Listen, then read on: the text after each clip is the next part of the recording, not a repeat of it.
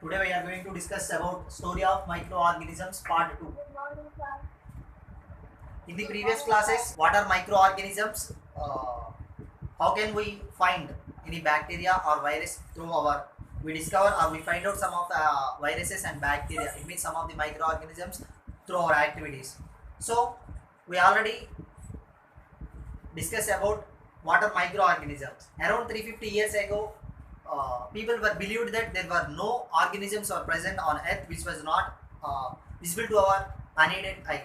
With the invention of microscope by Antony van Leeuwenhoek, he stated that with his single lens microscope, it means by using his single lens microscope, he stated that even a single drop of pond water to consist of several thousands of microorganisms. From that, people starts believing that there were microorganisms. It means there are also some of the organisms which were present on earth.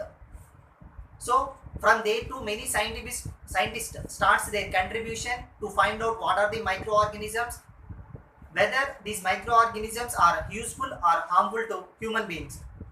So many scientists were conducted experiments upon these microorganisms. So based upon their structures and functions, by using microscope and by conducting several experiments, scientists concluded that some of the microorganisms were useful to human beings, while some of the microorganisms are causing harm to human beings. For example, if we consider lactobacillus bacteria as an example, this bacteria helps in making of curd. So from this we conclude that some of the bacteria, which means like lactobacillus bacteria, azotobacter, nitrogen fixation bacteria, are helpful to human beings. While along with this, if we conclude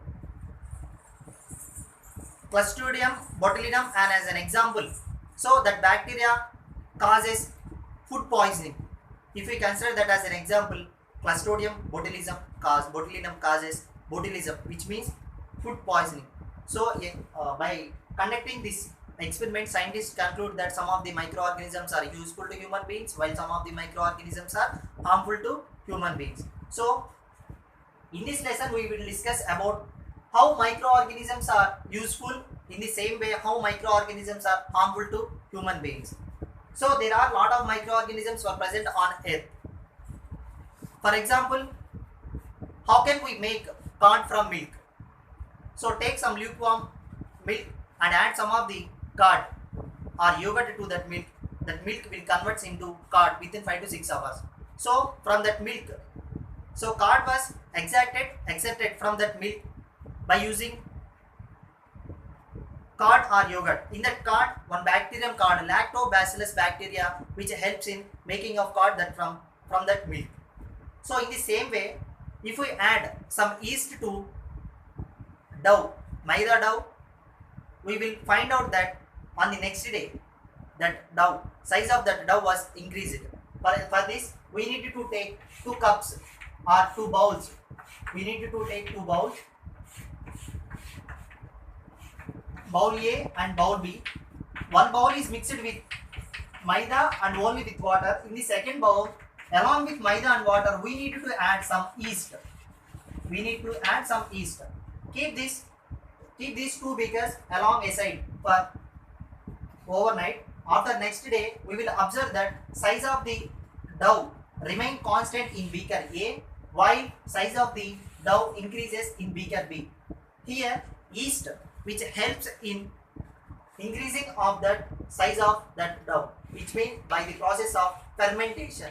Here, yeast performs anaerobic respiration. With this, the size of dough was increased due to release of carbon dioxide by that yeast. So in the beaker dough, we added some yeast, which helps in anaerobic respiration, that leads to increase the size of that dough. So by using this fermentation concept, we are preparing many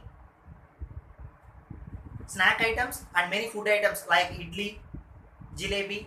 So many other items we will prepare by using this fermentation concept. Along with we perform molasses, we can prepare molasses in sugar industries by the process of fermentation by adding yeast. So some of the microorganisms are used as antibiotics. In this, Antibiotics means some of the microorganisms have ability to resist the function of other microorganisms. For example, if we consider penicillin as an example, it has ability to control the bacteria. ఈ యొక్క పెన్సిలిన్కి ఏ capacity ఉంటుందంటే బ్యాక్టీరియాని control చేసేటువంటి capacity ఉంటుంది. During world war one scientist called Alexander Fleming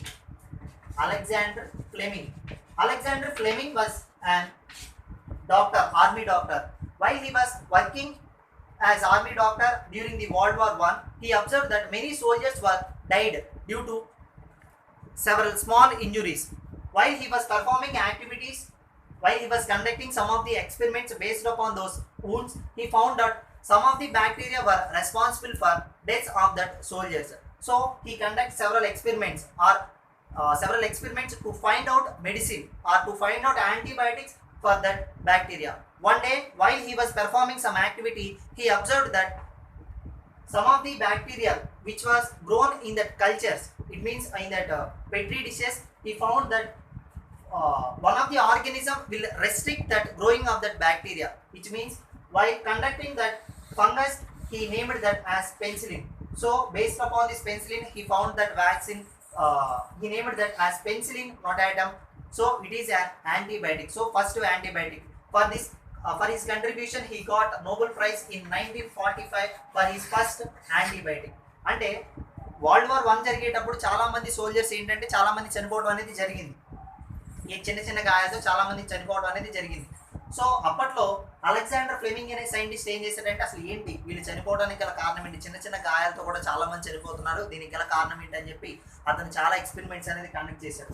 అయితే ఆ experiments conduct చేసినప్పుడు అతను ఏంటంటే ఒక బ్యాక్టీరియా అనేది మామూలుగా ఈ యొక్క చిన్న గాయాలు అనేది అవటం వల్ల బ్యాక్టీరియా అనేది పెరుగుతూ ఉంది, ఆ బ్యాక్టీరియా పెరగటం వల్ల వాళ్ళు అనేది చనిపోతున్నారు అని చెప్పి అతను ఫైండ్ అవుట్ చేశాడు. అయితే ఒకరోజు ఇలా అతను చేస్తూ ఉండగా అసలు యాక్చువల్గా హిస్టరీ ప్రకారం అయితే ఒకరోజు ఏం చేస్తూ ఉంటాడంటే ఇతను ఆ యొక్క డిషెస్ని, ఆ బ్యాక్టీరియా పెరిగేటువంటి డిషెస్ మీద మూత వేయడం ఒకరోజు మర్చిపోతాడు. ఆ బ్యాక్టీరియాని పెరిగేటువంటి సొల్యూషన్లో దాని మీద లిడ్తో కవర్ చేయడం అనేది మర్చిపోయి ఇంటికి వెళ్ళిపోతాడు. ఈ ఎక్స్పెరిమెంట్ చేసి ఒకరోజు ఇంటికి వెళ్తాడు. అయితే అది యాక్చువల్గా అనుకోకుండా అన్ఎక్స్పెక్టెడ్గా జరుగుతూ ఉంటుంది. అలా మూత పెట్టకుండా వెళ్ళిపోయినప్పుడు నెక్స్ట్ డే అతను ఏం ఫైండ్ అవుట్ చేస్తాడంటే ఆ యొక్క బ్యాక్టీరియా యొక్క పెరుగుదల అనేది తగ్గిపోవడాన్ని అబ్జర్వ్ చేస్తాడు. అంటే ఏదో ఒక ఆర్గానిజము బ్యాక్టీరియా యొక్క పెరగటాన్ని, అంటే దాని యొక్క ఎదుగుదల అనేది రిస్ట్రిక్ట్ చేస్తూ ఉంటుంది అని ఫైండ్ అవుట్ చేస్తాడు. ఆ ఆర్గానిజం ఏంటంటే అతను ఆ యొక్క సొల్యూషన్ మీద ఒక బూజు లాంటి నిర్మాణాన్ని అనేది ఫైండ్ అవుట్ చేస్తాడు. దాని పేరే ఫంగస్. దాని పేరు ఏంటంటే పెన్సిలియం నొటాటమ్ అనేటువంటి ఒక ఫంగస్.